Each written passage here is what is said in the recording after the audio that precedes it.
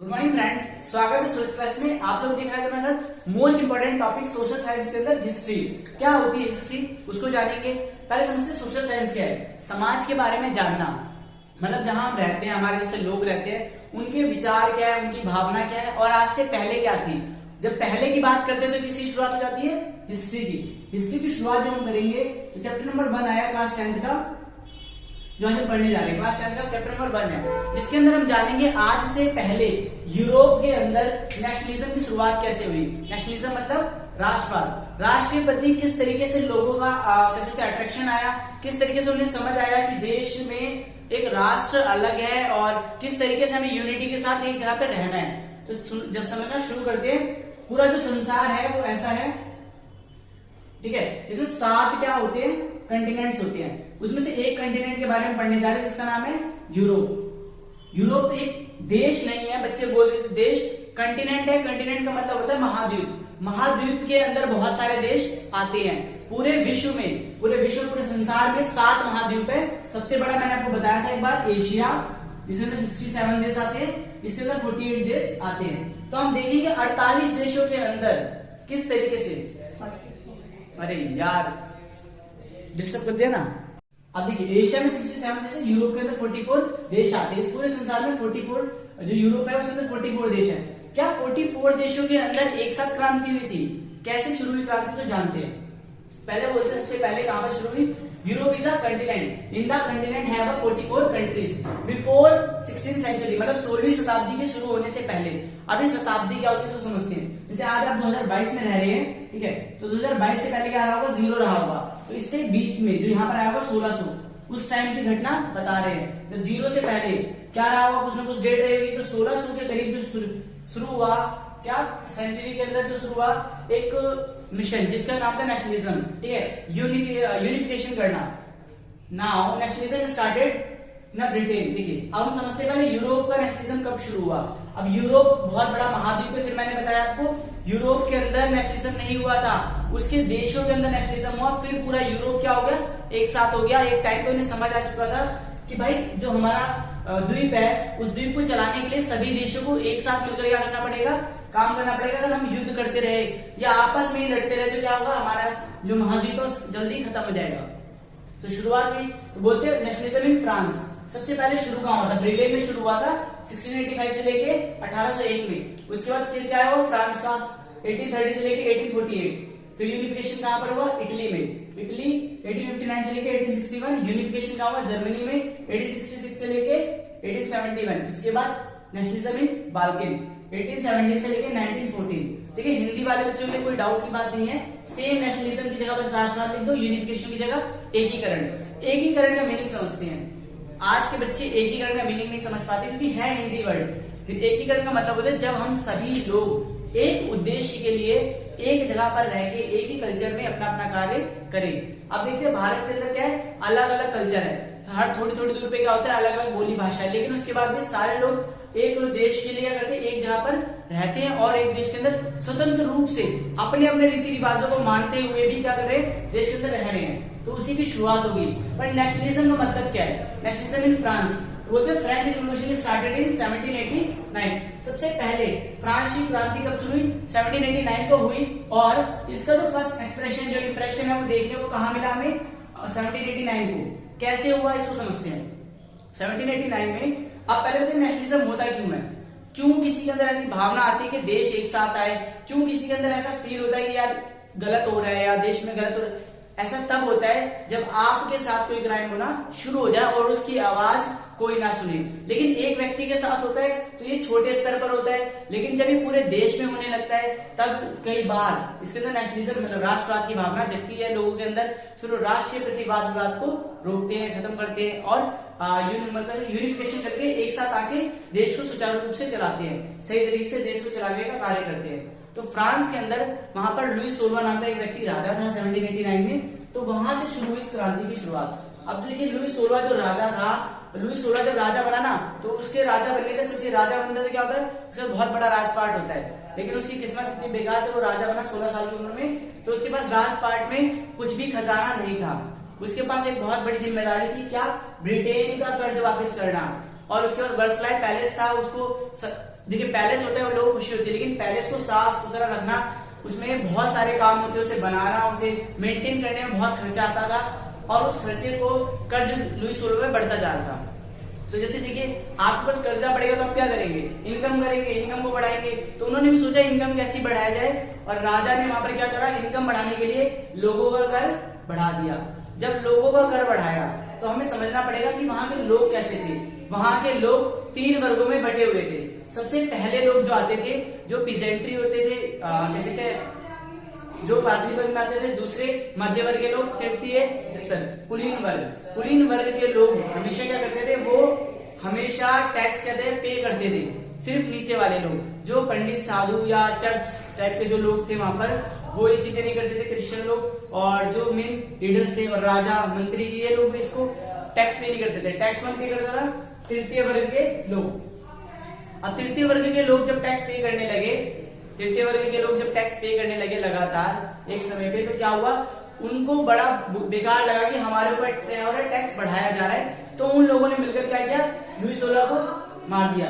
Louis 16 को मारने के बाद फिर शुरुआत होती है नेपोलियन की। नेपोलियन की शुरुआत कब हुई, 1799 में नेपोलियन ने एंट्री करी एक तरीके से। उसके पास एक पॉलिटिकल पावर आई, उसने वहां के लोगों को सिखाया किस तरीके से एक अधिकारी एक तरीके से राज करता है। और उसने बस उसके कुछ हम जैसे कहते हैं कुछ सिविल कोड से, सिविल कोड का मतलब होता है उसके कुछ नियम थे। वो लोगों से टैक्स लेता था, आर्मी में ज्वाइन कराता था, ऐसी चीजें उसके पास थी। और वो वहां का रोडवेज, टेक्नोलॉजी, ये सारी चीजें उसने डेवलप भी करी। बट उसकी रॉन्ग थिंग क्या थी कि उसका मानना था कि हमें कोई चीज चाहिए तो दूसरे देश से क्या करना है, अटैक करके वहां से रिसोर्स ले लेने हैं। और वो दूसरे देशों पे हमला लड़ाई पे ध्यान रखता था।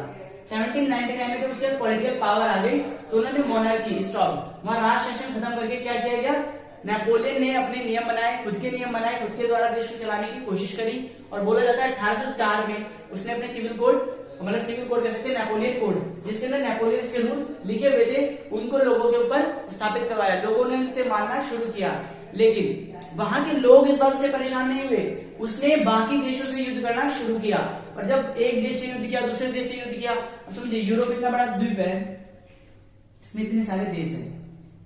अभी देश एक दूसरे से लड़ रहे हैं और देश नहीं रहे, सिर्फ एक देश लड़ रहा है, कौन, जो फ्रांस। फ्रांस के अंदर कौन बैठे, नेपोलियन। नेपोलियन इतना खतरनाक बंदा था कि उसे कभी किसी से डर ही नहीं लगा। उसने हमेशा एक चीज पे ध्यान दिया, कहते एक नीति थी उसकी, आर्मी की फोर्स बढ़ाता था अपनी, और जितने भी यंगस्टर्स होते थे यंग एज के, उनको आर्मी में जबरदस्ती ज्वाइन करा के युद्ध करने का काम था उसका। बाकी देशों से लूटपाट करके कुछ ना कुछ लेके आना।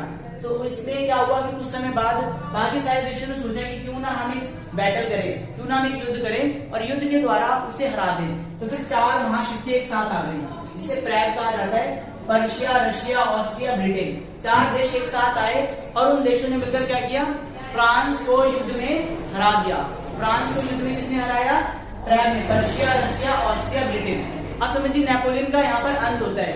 क्या फ्रांस की क्रांति हो गई, क्या फ्रांस एक डेमोक्रेटिक राज्य बन चुका था? अभी तक तो नहीं हुआ। अभी तक क्या हो रखा है वहां पर, देखिए 1815 तक अभी तक वहां पर क्या हुआ, नेपोलियन की सिर्फ डेथ हुई है। नेपोलियन की डेथ के बाद वहां के हालात और बिगड़ गए, क्योंकि एक ऐसा समय आ चुका था जहां पर कोई लीडर नहीं था एक देश को सुचारू रूप से चलाने के लिए। और जब लीडर नहीं होते किसी देश में एक देश को सुचारू रूप से चलाने के लिए, तो वो देश क्या होता है, समय समय पे खराब होता जाता है। 1815 के बाद वहां के हालात अब हम जानेंगे। और जो मुख्य क्रांति का दौर माना जाता है वहां का 1830 से लेकर 1848 माना जाता है। लेकिन एक क्वेश्चन जो आ सकता है, इंपॉर्टेंट भी है, वियतनाम संधि, बोलते ट्रीटी ऑफ वियना, क्या होता है इसका मतलब? इसका मतलब था कि जो लॉज बनाए थे, किसने, नेपोलियन ने लॉज बनाए थे, उन लॉज को क्या किया, खत्म किया गया, ताकि नेपोलियन के जाने के बाद जो लोगों के पास नेपोलियन कोड है, सिविल कोड है, उनको खत्म करने के लिए एक ट्रीटी ऑफ वियना हुआ, मतलब एक संधि साइन की गई। एक नियम के कायदे कानून पे साइन किया गया कि खुद से अब कोई नियम जो नेपोलियन के हैं उनको हटाया जाएगा। खुद से जो वहां पर एक नया कह सकते रूल आएंगे, उसे क्या कहा गया, उसे उस रूल को शुरू करेंगे, ठीक है, नया रूल्स आएंगे। अब बताइए, जब अगर क्वेश्चन आ जाए वाटरलू का युद्ध क्या था, तो आप लोग कंफ्यूज हो जाएंगे। अब प्रैग के द्वारा जो अटैक किया गया, देखिए लिखा भी है, बैटल ऑफ वाटरलू, प्रैग के द्वारा, मतलब पर्शिया, रशिया, ऑस्ट्रिया, ब्रिटेन के द्वारा जो युद्ध किया गया, उसको क्या कहा गया, बैटल ऑफ वाटरलू। लेकिन ये याद कब रहेगा आपको, जब इसे आप रिपीट करिए मेरे साथ। देखिए हुआ क्या, समझते हैं। हम इस चैप्टर में पढ़ रहे हैं, एक बहुत इंपॉर्टेंट चीज, यूरोप के अंदर क्रांति की शुरुआत कैसे हुई, किस तरीके से राष्ट्रवाद शुरू हुआ। तो हमने पढ़ा यूरोप एक बहुत बड़ा महाद्वीप है, उस महाद्वीप के अंदर ये सारे देश है, 5 देशों के बारे में बात की गई है अभी, जिनके अंदर क्या क्रांति की शुरुआत हुई। सबसे पहले शुरुआत कहां से, ब्रिटेन से। लेकिन हम पढ़ रहे थे अभी फ्रांस के बारे में, फ्रांस की क्रांति के बारे में। तो फ्रांस की क्रांति शुरू 1789 में, वहां के राजा को मार दिया। राजा के मरने के बाद 1799 में नेपोलियन ने अपनी पॉलिटिकल पावर ली और 1804 में सिविल कोड लॉन्च करे। 1815 में नेपोलियन क्या हुआ, मारा गया। नेपोलियन के मरने के बाद ट्रीटी ऑफ वियना साइन हुआ। उसके बाद वहां पर नेपोलियन के रूल्स हटा के वहां पर नेपोलियन के मरने के बाद नेपोलियन के रूल्स हटा के 1830 से लेकर 48 के बीच में एक मुख्य दौर जो माना जाता है वो नेशनलिज्म इन फ्रांस था। उसके बाद ही नेशनलिज्म, मतलब वहां पे कह सकते हैं लोगों ने राष्ट्रवाद को बढ़ावा देके वहां पर एक डेमोक्रेसी लॉन्च करी। डेमोक्रेसी कैसे आई, तो ये दौर हमें बहुत ध्यान से पढ़ना है, तो यहां तक आप पढ़ लीजिए, फिर हम इसके आगे नोट्स लेके आते हैं।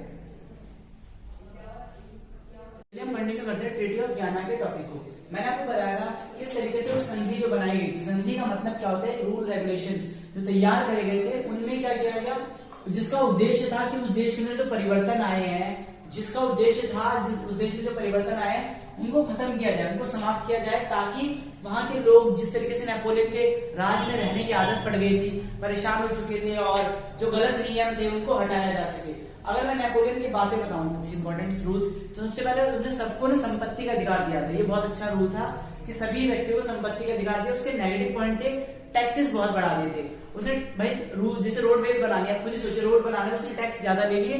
टैक्स ज्यादा लेने की वजह से क्या हुआ कि वहां के लोग परेशान होने लगे, वहां के लोगों को जबरदस्ती आर्मी में भर्ती कराया गया। ठीक है, अब क्या हुआ, यहाँ पर कुछ इंपॉर्टेंट चीजें। 1799 फ्रांस में क्या हुआ, ली पैट्री और ली चिटोयान ने क्या किया, emphasize unity community to equal rights. उन्होंने कहा कि जितने भी लोग रहते हैं फ्रांस के अंदर, सबको अधिकार होने चाहिए और एक जैसे मतलब मैंने बताया कि वहां 3 तंत्रों में लोग बटे हुए थे, एरिस्टोक्रेसी, पेजेंट्री और मिडिल क्लास। तो 3 वर्गों को लोगों के अलग अलग अधिकार थे। अब जब तीनों वर्गों को अलग अलग अधिकार दिए जाएंगे तो क्या होगा, भेदभाव लगेगा। जैसे क्या होता है कि हमारे यहाँ पर क्या होता है कि 3 वर्ग अगर बांट लिया जाए, जैसे हम ऊंची निचली जाति में बांट दिया जाए या धर्मों को लेकर भेदभाव किया जाए, तो क्या आपको अच्छा लगेगा? तो आपको समझ आएगी सर ये गलत हो रहा है, क्योंकि जो चीज हमारे लिए है वो सभी के लिए क्या है, कॉमन है। तो यही सब चाहते थे कि इक्वल राइट्स हो, और इसके लिए बहुत बड़े जो नेम है आ सकते हैं, ले पैट्री और ले चिटोयान। इन्होंने बहुत अच्छा काम किया। फ्रेंच बिकम नेशनल लैंग्वेज, वहां की जो फ्रेंच भाषा को नेशनल लैंग्वेज दी गई, जिसे भारत की राष्ट्र भाषा दी गई है हिंदी, वैसी फ्रेंच को क्या गया है, नेशनल लैंग्वेज से माना गया। इंटरनल कस्टम ड्यूटीज वर एबलाइज, मतलब आंतरिक जो हमारे पर एक देश में छोटे छोटे से कर लगते थे या जो कस्टम ड्यूटीज देनी पड़ती थी, कर अलग जो लगते थे, उनको क्या किया गया, एबलाइज किया, उन्होंने खत्म किया गया। अब यहाँ पर बोलते हैं बहुत अच्छी चीज कि पहले हम तीनों वर्गों को समझते था क्या, एरिस्टोक्रेसी, पीजेंट्री और मिडिल क्लास। एरिस्टोक्रेसी में कौन आता था, हाई क्लास लैंडलॉर्ड, मतलब बहुत ऊंचे तरीके के जमींदार। लेस पॉपुलेशन थी, इनकी जनसंख्या कम थी, ऑल राइट्स, इनके पास सभी तरह के अधिकार प्राप्त थे। इनके पास पॉपुलेशन देखिए, लो क्लास लैंडलॉर्ड्स, ठीक है, इनके पास क्या थे, जमींदार, पर ये थोड़े लो लेवल के थे। मोर पॉपुलेशन, इनकी पॉपुलेशन ज्यादा थी, इनके पास कोई अधिकार नहीं था। Small holders and agriculture labour, ठीक है, इसमें क्या थे, छोटे मोटे लेबर्स आते थे। मिडिल क्लास में कौन आता था, एजुकेटेड पीपल्स, और जैसे टीचर, लॉयर, या वो लोग जो क्या करते थे, अच्छे लेवल पे इनकम करते थे, पर वो इतना ज्यादा पैसा नहीं कमाते थे कि क्या हो, एरिस्टोक्रेसी के अंदर आए।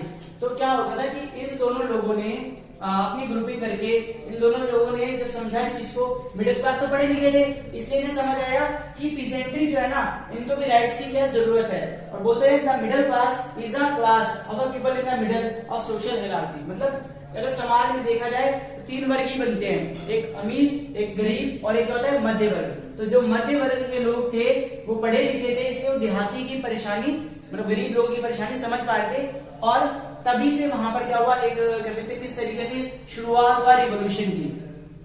अ कल्चर और movement that rejected nationalism by science and reason. देखिए एक ऐसा कल्चर, एक रीति रिवाज जो थे ना, अब देखिए रीति रिवाज जो पुराने समय के थे, उन सबको क्या किया जा रहा है, आज की डेट में हटाया जा रहा है। क्यों? क्योंकि साइंस जब आगे बढ़ रही है तो क्या डेवलप कर रही है और समझ पा रही है कि एक्चुअली में जो कल्चर है, जो कल्चर कहा जा रहा है, वो लोगों के ऊपर थोपा जा रहा है। जैसे था पहले यहाँ पर हमारे देश के अंदर, आपको पता होगा कई कई रूल्स ऐसे थे, जैसे सती प्रथा।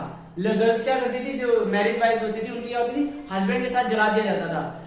हस्बैंड की डेथ के बाद उन्हें जला दिया जाता था। ये प्रथा चल रही थी, तो उस प्रथा को समाप्त किया गया। तो वैसे यहाँ पर बता रहे कि किस तरीके से उन जो पुराने कल्चर से उनकी मूवमेंट्स को खत्म करके एक रोमांटिसिज्म शुरू किया गया, प्राकृतवाद, till the mid 18th century. Mid 18th century का मतलब क्या हुआ, 1850-1848 की बात कर रहे हैं। There was no nation states, मतलब वहां पर अब विभाजन नहीं था, एकता की बात शुरू हो चुकी थी और एकता की कह सकते हैं डेमोक्रेसी आ चुकी थी। वहां पर नए रूल रेगुलेशन आने थे, जिसके लिए जो नेता होगा या जो लीडर होगा उसे वोट्स के द्वारा ही चूज किया जाएगा।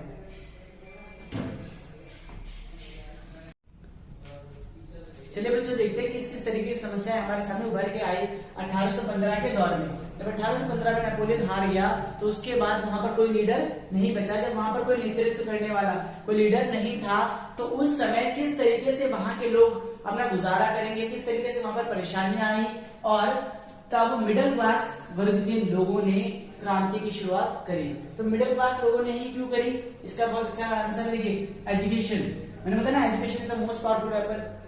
शिक्षा बहुत खतरनाक हथियार है, कुछ भी बदल के रख सकती है। तो इन लोगों ने भी क्या किया, फ्रांस को बदल के रख दिया। तो इन लोगों ने क्या किया, नेशनलिज्म की शुरुआत यहाँ से कर दी। तो रिवोल्यूशन जिसे बोलते क्रांति या नेशनलिज्म, राष्ट्रवाद, दोनों की शुरुआत मिडिल क्लास के द्वारा की गई। क्यों की गई, क्योंकि देखिए अगर आपके पास अच्छे से जी रहे होते वो लोग, सब कुछ होता उनके पास, तो क्या होता, वो लोग शुरुआत ही नहीं करते इसकी। लेकिन वहां पर बहुत बड़ी दिक्कत थी, भुखमरी। वहां के लोग एक अनाज का टुकड़ा अवेलेबल करने में भी दिक्कत थी, उनके पास खाने के लिए भी पैसे नहीं थे, और जो पैसे थे उसमें खाना बहुत महंगा था।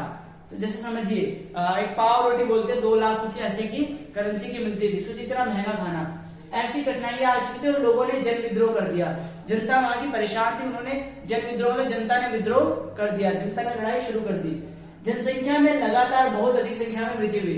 जनसंख्या जो थी वहां के लोग जो थे उनकी लगातार क्या होती गई, वृद्धि होती गई, वहां के लोग बढ़ते गए। और जहां पर जनसंख्या बढ़ जाती है ना, वहां पर रिसोर्स को यूटिलाइज, जैसे मान लीजिए आपके पास रिसोर्स इतने हैं और उसको खाने वाले इतने सारे लोग हो गए, अब इतने कर दे तो क्या होगा, सबको बहुत कम मिलेगा। तो यही था, जनसंख्या बढ़ती गई और वहां पर नौकरी ढूंढने वालों की संख्या वो भी बढ़ती गई, क्योंकि नौकरियां तो सीमित है। और संवैधानिक राजतंत्र स्थापित किया गया, वहां पर राजतंत्र को, मोनार्की को एस्टैब्लिश किया गया, ताकि जिसका अध्यक्ष कौन था, लुई फिलिप था।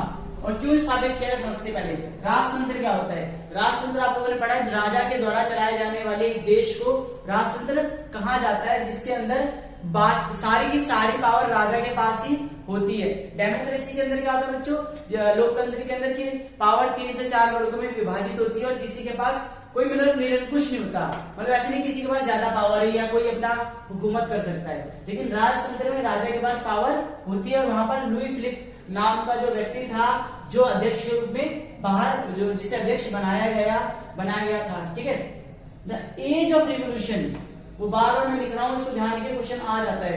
1830 से लेकर 1848 मानी जाती है।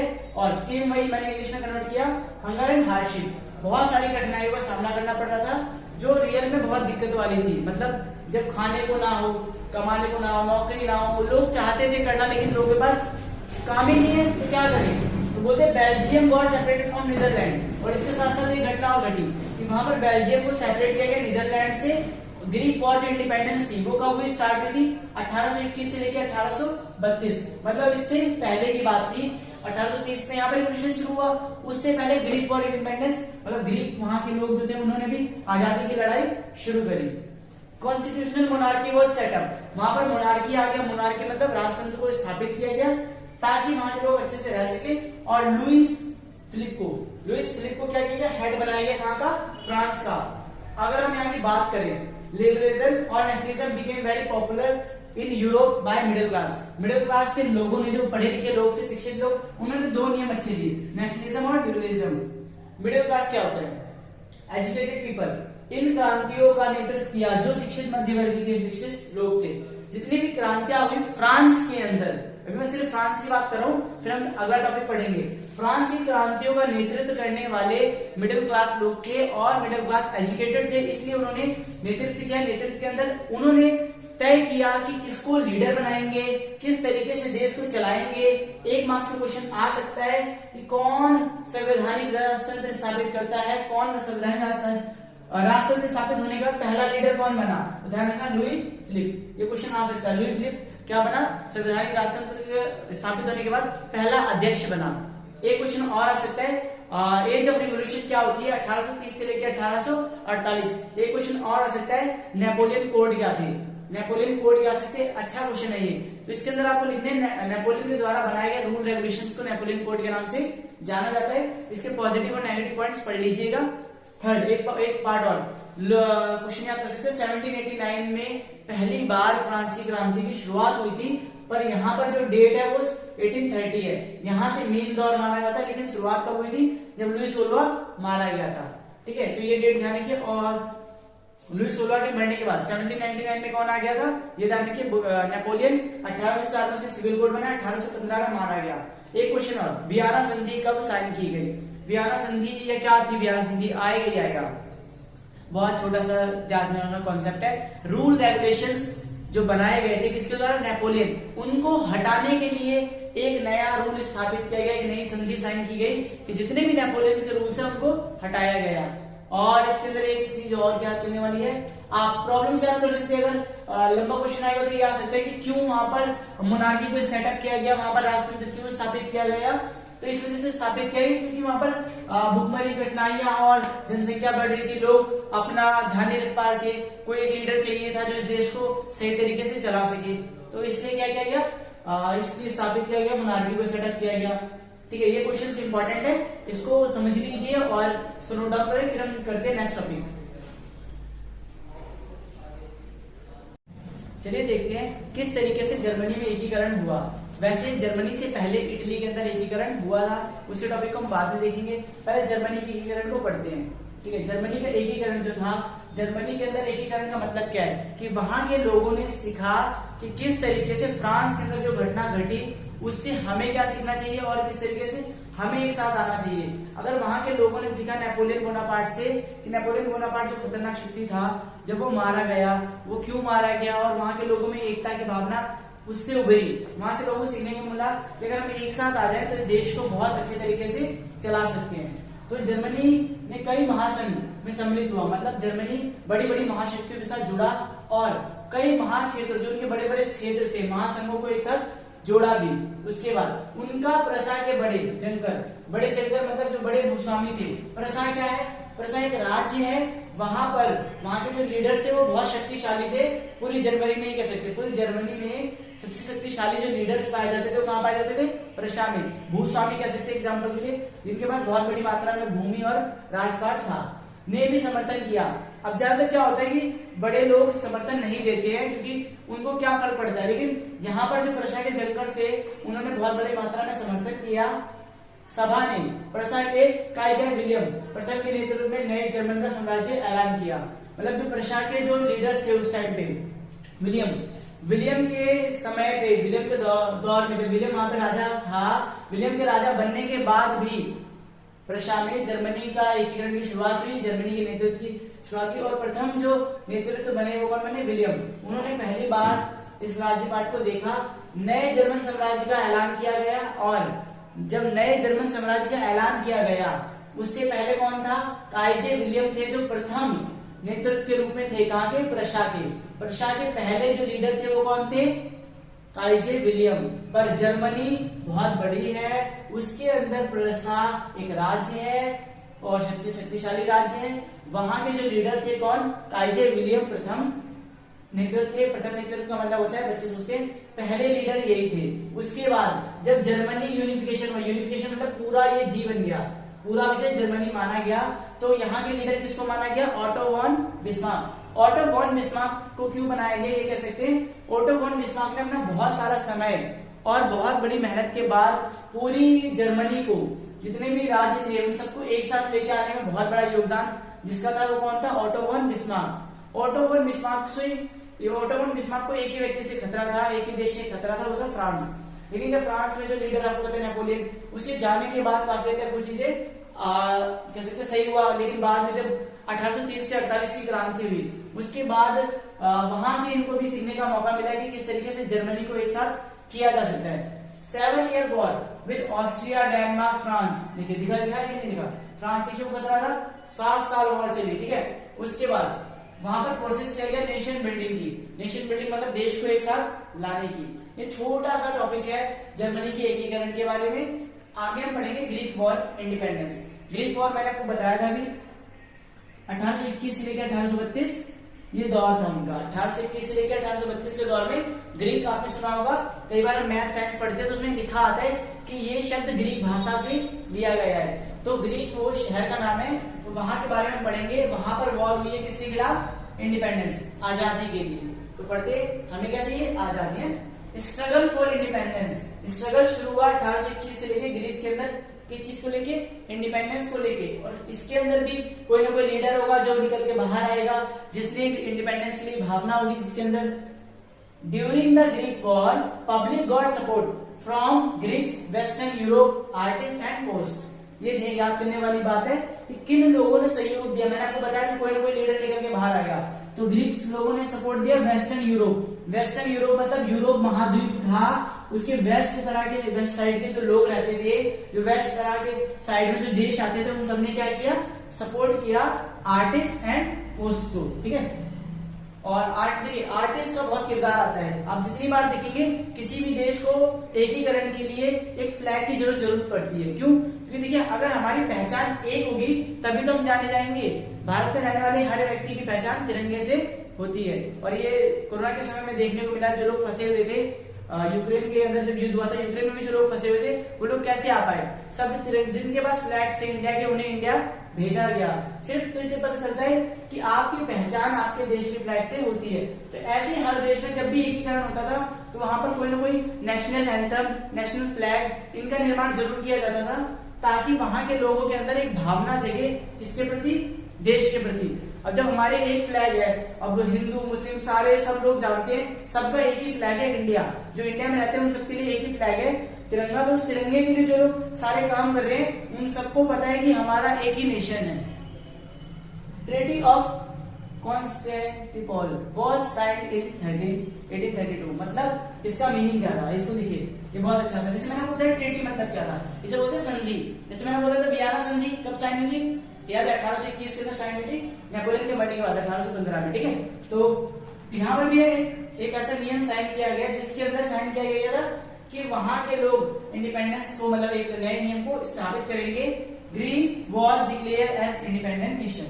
और 1832 के बाद ये संधि साइन होने के बाद, ठीक है, तो इस संधि के साइन होने के बाद वहां पर क्या हुआ? कॉन्स्टेंटिनोपल को, ठीक है, कॉन्स्टेंटिनोपल को साइन होने के बाद वहां पर एक नया नियम आ गया। इसे पढ़ेंगे कॉन्स्टेंटिनोपल, नॉट पॉल, इसे पढ़ेंगे Constantinople was signed in 1832। Greece was declared as a independent nation. Greece को क्या किया गया? इंडिपेंडेंस, मतलब एक आजाद नेशन के रूप में 1832 के बाद से देखा गया। अभी से नोट डाउन करिए, फिर हम पढ़ते इटली के बारे में। चलिए बच्चों देखते हैं फ्रांस की क्रांति के बाद इटली के अंदर क्या क्या परिवर्तन आए, इटली के अंदर एकीकरण की भावना क्यों जागी। तो चलिए इसको समझते हैं। देखिए जब वहां पर नेपोलियन ने जिस तरीके से, जैसे नेपोलियन के युद्ध के कारण, जब नेपोलियन ने युद्ध किया तो उसके कारण वहां के जो इटली वासी थे उनके मन में एकता की भावना का अनुभव किया गया। अब मान लीजिए जैसे घर में अटैक हो जाएगा, किसी के घर में अटैक हो जाए, कोई भी पड़ोसी लड़ जाए तो क्या होता है? पूरी फैमिली लड़ने पहुंच जाती है। एक एग्जांपल के लिए, ठीक है, तो पूरी फैमिली लड़ने पहुंच, तो कब क्या भावना, एकता की भावना कब दिखती है? जब हमारा विद्रोह सामने वाले से हो। आपस में क्या लड़ना ना, तो आपस में नहीं लड़ते थे, लेकिन जब सामने नेपोलियन ने अटैक किया तो उनके मन में क्या भावना जगी कि एकता की भावना का अनुभव किया। उन्होंने अपने देश को एक राष्ट्र के रूप में संगठित करने का निश्चय किया। अपने पूरे जो एक देश था, जो उनका देश था, उस देश को एक राष्ट्र में इकट्ठा करने की बात सोची। और उसमें मुख्य योगदान, जो नाम याद करना है यही पेपर में आएंगे बस, Giuseppe Mazzini stabilise young Europe and young Italy, ठीक है। गैस्पी गैरिबाल्डी, इसे Garibaldi leaded arm volunteers Bismarck of Italy. देखिए दो लोग हैं, नाम याद कर लीजिए। यंग यूरोप किसे कहा जाता था? गैस्पी मैज़िनी, टिक मार्क बना सकता है। यंग इटली किसे कहा जाता था? 1831 में कहा गया गैस्पी मैज़िनी, ओके। गैरिबाल्डी में क्या था?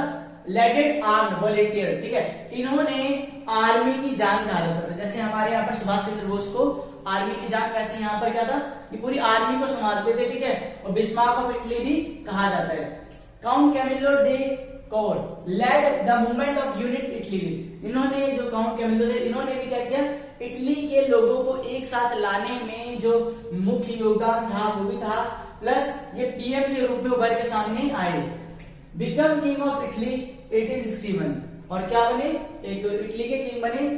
इटली के एकीकरण की तलवार गैरीबाल्डी को कहा जाता था। अब हिंदी में देखिए और इंग्लिश में मीन्स क्या है कि अगर देखिए गैरीबाल्डी के बारे में पढ़े हम, तो गैरीबाल्डी जो थे वो ओवरऑल, जो गैरीबाल्डी थे, गैरीबाल्डी ओवरऑल कह सकते हैं, इन्होंने बहुत लंबे समय तक युद्ध किया, बहुत सारे जो आर्म फोर्स थी उनको संभाला, ठीक है।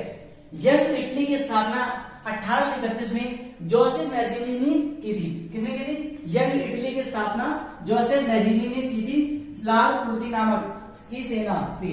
ये भी समझिए किसने करी थी स्थापना, याद करिए, जोसेफ मैज़ीनी ने की थी। लाल कुर्ती नाम से सेना का संगठन किया गया था। एक मार्क्स का क्वेश्चन आ जाता है, एक मार्क में लाल कुर्ती मतलब सेना किस नाम से संगठित की गई थी, तो याद कर लीजिए लाल कुर्ती। आप क्वेश्चन शुरू से समझते हैं।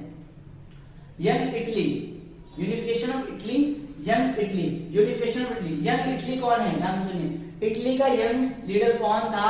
गैस्पी मैज़ीनी, ठीक है। इसका मुख्य योगदान माना जाता है, इसने पूरे जो सबसे यंग मैन कह सकते हैं जिनने पूरे इटली को एक साथ किया और यूरोप के एकीकरण में भी योगदान था। गैस्पी गैरीबाल्डी लेडेड आर्म वॉलेंटियर्स। मान लीजिए सर इटली का एकीकरण से यूरोप का क्या कनेक्शन है? जब इटली में, जैसे मान लीजिए इटली में एकीकरण हो गया तो सर यूरोप के अंदर तो होगा ना, यूरोप का ही तो महाद्वीप का एक देश है, कौन सा? इटली, ठीक है।